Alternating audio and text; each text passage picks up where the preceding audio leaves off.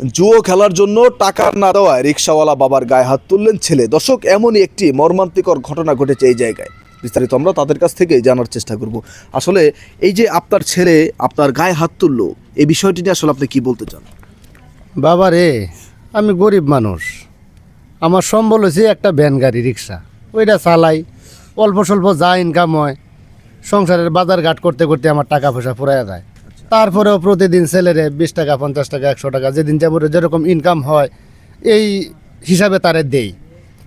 এখন আজকে 1000 টাকা দাবি করছে, কিন্তু 1000 টাকা তো আমি 1 বছরেও জোরও করতে পারি না। তার আমি 1000 টাকা কই থেকে দেই? আমি 1000 টাকা দিতে না করছি যে আমার কাছে টাকা নাই, আমি 1000 টাকা দিতে পারতাম না।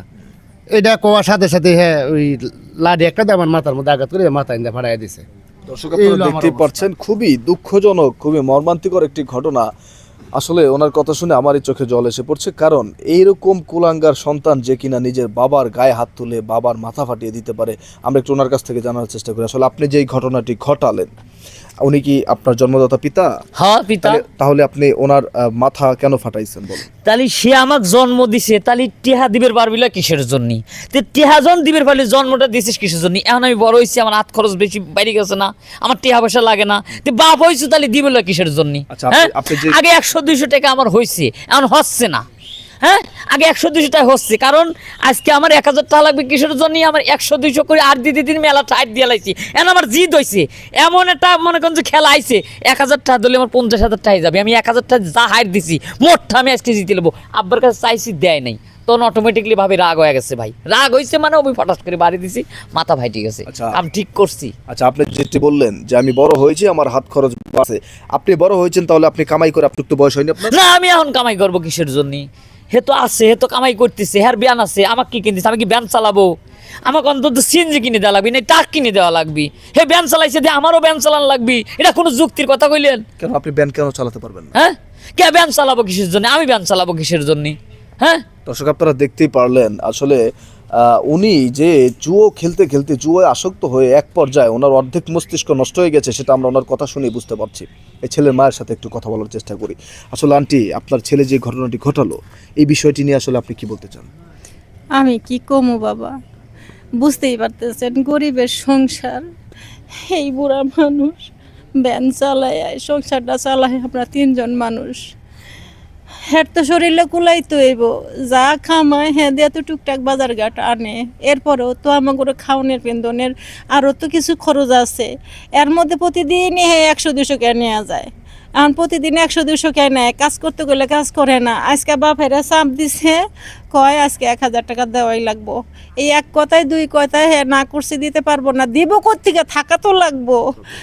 এরপরে এক কথায় 2 কথায় 2 বাপ বেটায় বাপে তোমাক দিয়েছে, আর ফলে বাপের মাথায় বাড়ি বাড়ছে।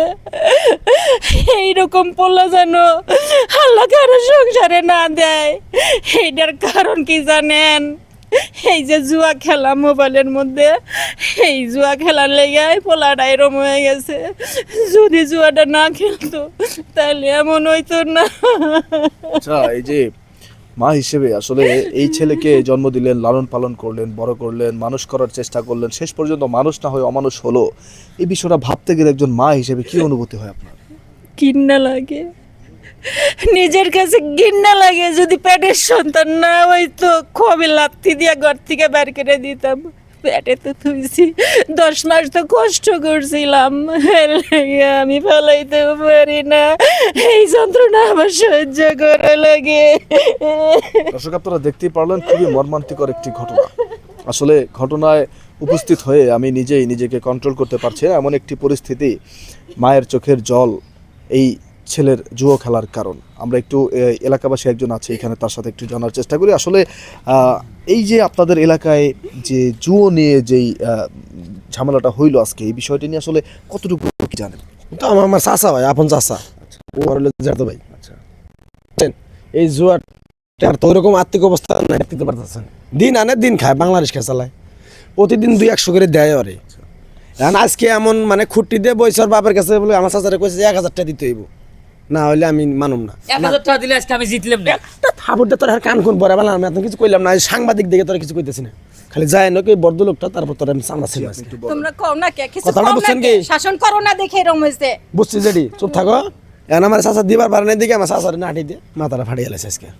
এখন তাকে আসলে কি করা উচিত? কি করার উচিত মানে এখন আইনগত যে ব্যবস্থাটা হেডেই আপনারা করবেন। আপনারা যেহেতু আইছেন, আপনাদের উপরে বারপূর্ণ দিয়ে দিলাম, ওর মতো খালি আমার করলে হবে না। ওর মতো করলো না। যারা অনলাইনে খেলে তারা সবাই শাসন করে, খালি আমার কবি কে অনলাইন ডান্সে কিসের জন্য? এই যে জুতা দেবে আমার, জুতা দেবে সবাই আমার। করুক। আচ্ছা, আমরা উত্তেজিত তোরা না জুতা হই। দেবে সবাই বিচার করুক, খালি আমি একা খেলি? জাত জানি কোন। সবাই খেলে, অনেক মানুষ খেলে। আচ্ছা ভাই, আমরা উত্তেজিত সবাই নয়। খেলে। দর্শক আপনারা দেখতেই পারলেন আজকের ঘটনাটি, বর্তমান পরিস্থিতি একটু অস্বাভাবিক হয়ে যাচ্ছে।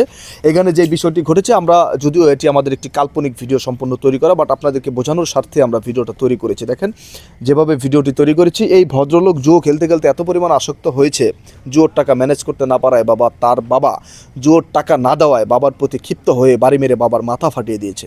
তো আমাদের সমাজে এই জুয়ো জিনিসটা, অনলাইন জুয়ো হোক বা এমনিতে জুয়ো খেলা হোক, এই জুয়ো খেলাটা অনেক বেশি চলতেছে বর্তমানে। ফেসবুক, ইউটিউব বিভিন্ন প্ল্যাটফর্মে ঢুকলেই এই অনলাইন ক্যাসিনোর অ্যাড দেখা যাচ্ছে। এই ভয়ঙ্কর অ্যাড থেকে আপনারা সবাই বিরত থাকবেন, তা নাহলে এইরকম পরিস্থিতি একদিন আপনাদের সাথেও ঘটতে পারে। এই জুয়ো খেলতে খেলতে একসময় মানুষ থেকে অমানুষ হতে খুব বেশি একটা সময় লাগে না।